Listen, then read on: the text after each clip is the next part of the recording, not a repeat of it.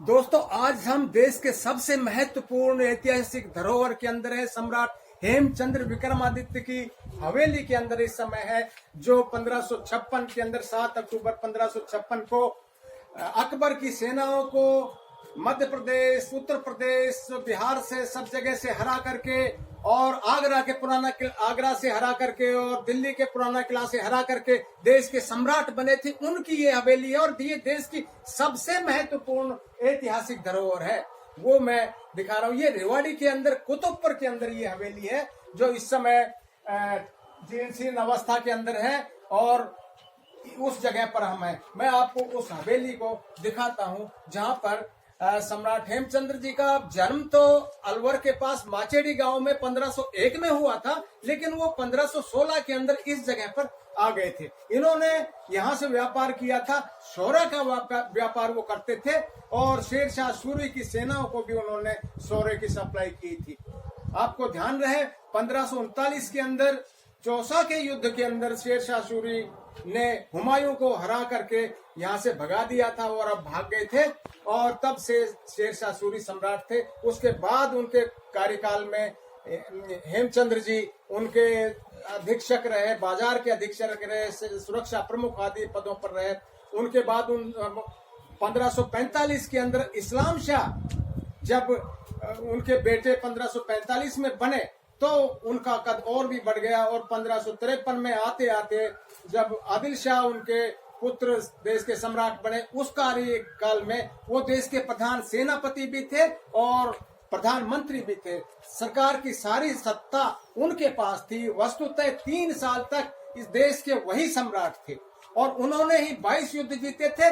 और बंगाल के अंदर मोहम्मद खान नाम का जो गवर्नर वहां के शासक थे, उनको हरा करके बंगाल पर विजय प्राप्त की और 22 लड़ाइयां उन्होंने जीती थी और वही देश के असली शासक थे। वो उनकी अनुपस्थिति में जब वो बंगाल में थे तो हुमायूं पीछे से आकर के 1555 में दिल्ली पर बैठ गए थे और उनका देवसान 27 जनवरी 1556 को हो गया।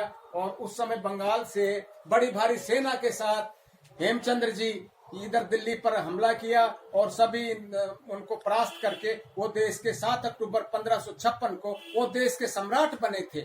यद्यपि इतिहास में उनके बारे में एक लाइन भी नहीं है। जहां पर उनका राज्याभिषेक हुआ था, पुराना किला, उसमें भी उनके बारे में कोई जानकारी नहीं है। और उनकी ये हवेली है जो 1540 के आसपास 15 ये उनका ऊपर का हिस्सा उनका दिखाया जा रहा है। ये जीर्ण अवस्था के अंदर है और ये उनकी हवेली का ये हिस्सा है। इधर से ले आओ।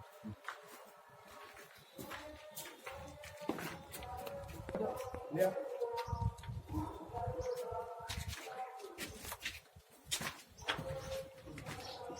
हाँ लो,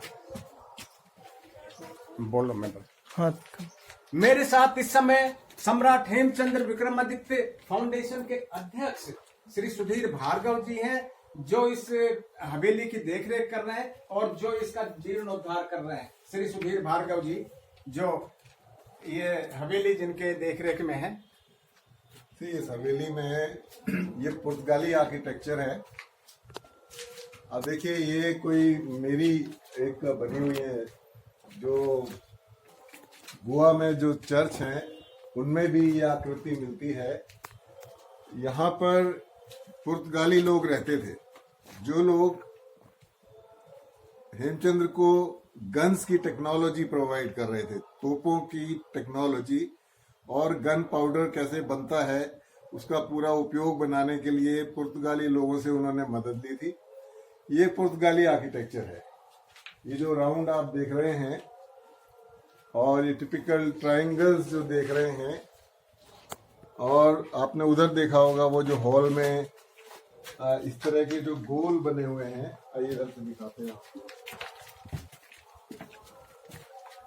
ये जो आर्किटेक्चर है ये पुर्तगाली आर्किटेक्चर है।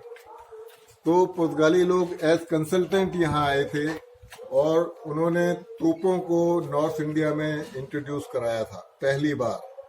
उससे पहले सिर्फ बाबर तोपें लेके आया था पश्चिम से, जिसके बूते पे उन्होंने पानीपत की पहली लड़ाई जीत ली थी।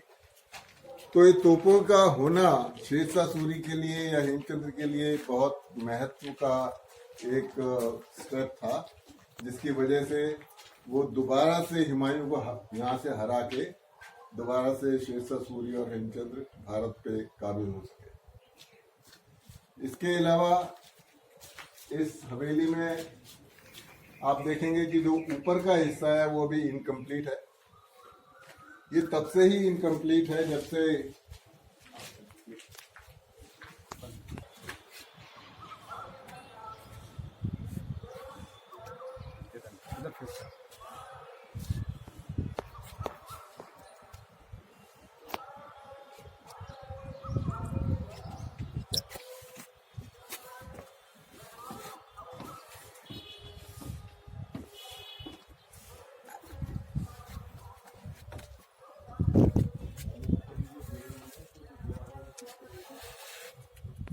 ये सही रास्ता सबसे। क्योंकि ये जो हेमचंद्र जी की समाधि है ना पानीपत में, हाँ हाँ उस पे भी ये बने हुए हैं। अच्छा हेमचंद्र जी की जो समाधि है, बात हाँ देखिए ये जो इस पे आपको एक फूल का निशान दिख रहा है, ये बड़ा महत्वपूर्ण है, क्योंकि ऐसे ही फूल के निशान पानीपत में जो हेमचंद्र जी की समाधि बनी हुई है सौदापुर गांव में, वहां भी ये देखने को मिलेंगे। तो इसका उनका ट्रेडिशनल इससे रिलेशन है। और ये जो नीचे की हवेली है, नीचे का पोर्शन है, ये तकरीबन 1000 साल पुराना है। ये प्रीति चंद्र जी के समय में बना था, जो पृथ्वीराज चौहान जी के राजपुरोहित थे दिल्ली में। तो ये बेसिकली उन राजपुरोहितों का गांव था, कुतुबपुर, जिसका बाद में नाम पड़ गया, जो पृथ्वीराज चौहान के राजपुरोहित रहे। तो इसी परिवार में हेमचंद्र जी की बहन की शादी हुई थी और उनका भांजा रमैया, जो जनरल थे पानीपत की दूसरी लड़ाई में, वो भी यहीं रहते थे। तो ये उनका इस हवेली से रिलेशन है। हेमचंद्र जी का ज़्यादा समय अपना बचपन का यहीं पर गुजरा था। ये इस हवेली का इतिहास है। और इसके अंदर इनके बारे में बताया गया है। ये सम्राट हेमचंद्र का राज्याभिषेक दिवस का फोटो है, जो 7 अक्टूबर 1556 को दिल्ली के पुराना किला के अंदर से लिया है। और ये उनके पानीपत की दूसरी लड़ाई के प्रधान सेनापति श्री रमैया जी, उनके जो भांजे थे, उनका फोटो है, जो उनके सेनापति रहे पानीपत की दूसरी लड़ाई में, ये रमैया जी।